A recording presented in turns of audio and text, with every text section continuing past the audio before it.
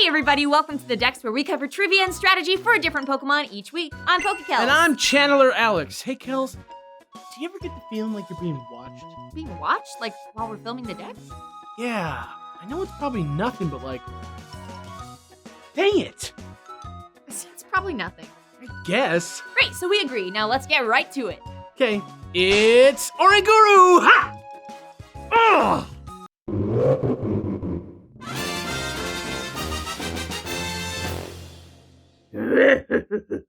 Oranguru is the moon-exclusive Sage Pokemon from Gen 7 and resides deep in Lush Jungle, high up in the trees where it can meditate.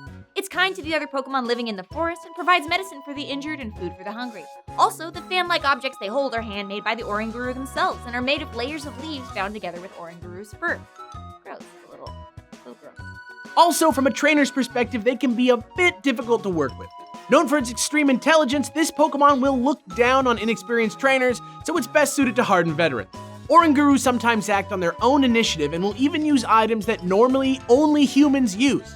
Allegedly, there have even been sightings of Oranguru using Pokeballs like some crazy video game version of the Jungle Cruise.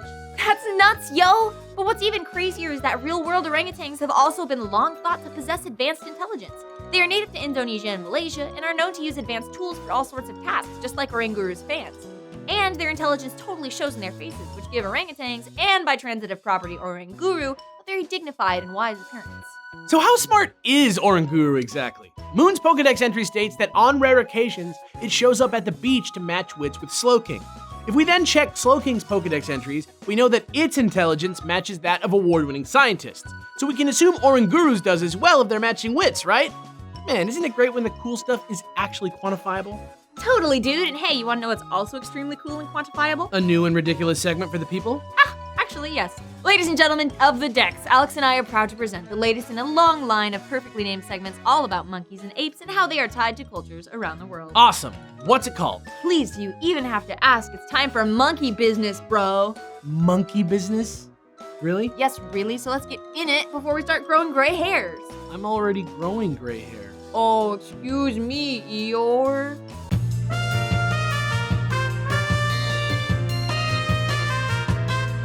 In every language, Oranguru's name is a mix of orangutan and some kind of word meaning teacher or leader, which we'll talk about in a second. But if we go even further and break down the word orangutan itself, we see that it comes from the Malay and Indonesian words orang, which means person, and hutan, which means forest. Put it all together and it becomes person of the forest. Yeah, which is crazy because this idea is quoted almost verbatim in the official Sun and Moon page for Oranguru, which states, long ago, people thought that Oranguru were humans who dwelled in the forest depths, so they called them the people of the forests. Yeah, and apparently that's because people actually thought orangutans were people. In fact, back when these apes were first being discovered by the European explorers, they were told by locals that orangutans could speak in human language but refused to do so because they didn't want to be forced to get jobs. Can you imagine if that were true? Maybe some of them would become Pokemon YouTubers.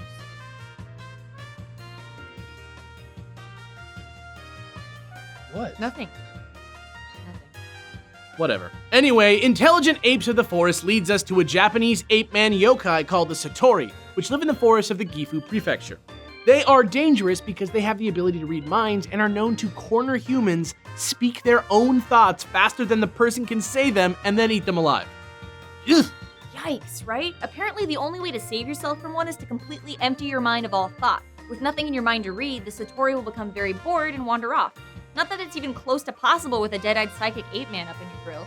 This is undoubtedly an inspiration for the psychic part of its typing and reinforces the idea that it is difficult to train because of how smart it is. And though this encapsulates the sort of sinister side of Oranguru that many residents of Alola will tell you about, and one long look in its half-lidded eyes will show you, Oranguru is actually pretty cool and good and nice most of the time because after all, he's gotta be a guru too, yo. The concept of a guru comes from Hinduism and Buddhism and refers to a person that provides others with wisdom and guidance. Usually, a guru has a specific branch of knowledge that they impart on their student, like some kind of Jedi Master. And then, like a counselor or life coach, the guru helps shape their student's life philosophy and mental well-being around this new lifestyle in a deep and impactful way. So this all basically screams Oranguru, but it's doubly tight that its whole strategy for use in the game involves its signature move Instruct, which makes the selected target use its most recent move again immediately. It can be used to devastating effect and totally fits what both gurus do best and what Satori do worst. Tight? Right? It's tight. Best of both worlds, Miley Cyrus. 2007?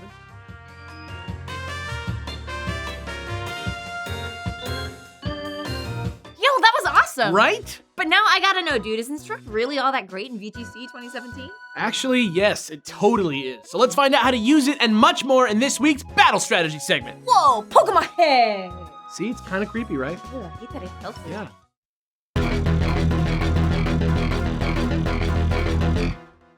So just in case we're unclear, Instruct is all about making your partner, or your opponent I guess, immediately repeat the last move they did, which can be absolutely devastating. But it gets real nasty when you take advantage of Oranguru's low speed with Trick Room. Start with the sassy one, go for that 0 speed IV, and EV train it in HP, defense, and special defense. Oranguru is pretty bulky, sure, but that's no excuse not to safeguard yourself, so make sure that you're bringing Protect with you for when you don't want to take damage, and hold that Citrus Berry to give yourself a one-time helping of 25% more HP. So the strat is to pair with someone gnarly like Drought Torkoal, get Trick Room set up first turn, and then use Instruct to hit the opponent with full HP Eruptions twice a turn until they're a pile of ash. But, of course, some people will catch on, so make sure you run Psychic too, just in case you get taunted. And that's that. Of course, that's not the only way to train an Oranguru though, so as always, here are a few rando tando. Using a spread with slightly more special attack makes it viable to go in holding Psychium Z. It has great synergy with Tapu Lele's Psychic terrain, and under Trick Room, using Psychium Z with Instruct also raises your special attack one stage, which you can possibly even sweep with once you get the 50% boost from the Weird Dimensions. If you want to play on your opponent's expectations for Instruct and go for a straight offensive set instead, make sure to toss Nasty Plot on there. It stacks with Psychic terrain too, and things can get pretty crazy pretty fast if you can find a strat for setting it up safely. And finally, if you need a coverage move, Oranguru has access to some great options like Shadow Ball, Energy Ball, and Thunderbolt, which you can choose depending on your opponents, or carry them all if you want every Tapu to boost one of your moves. And that's it, Oranguru. I'll go ahead and say it, it's unsettlingly clever and it makes me scared. Same. If you have your own thoughts on Oranguru's creepiness, leave them in the comments below, and while you have a second, why not subscribe or suggest a Pokemon for next time too? Or, if very active live Pokemon discussion is more your bag, come join our official Dex Discord with the link in the description. We've got some big plans for fan events using the Discord this year, and we'd hate for you to miss them. Guys, thank you so much for watching, and extra special thanks to our Patreon supporters, without whom we wouldn't even be able to do this. I'm Channeler Alex. And I'm Pokekells. Tune in next week for another sacred episode of The Dex.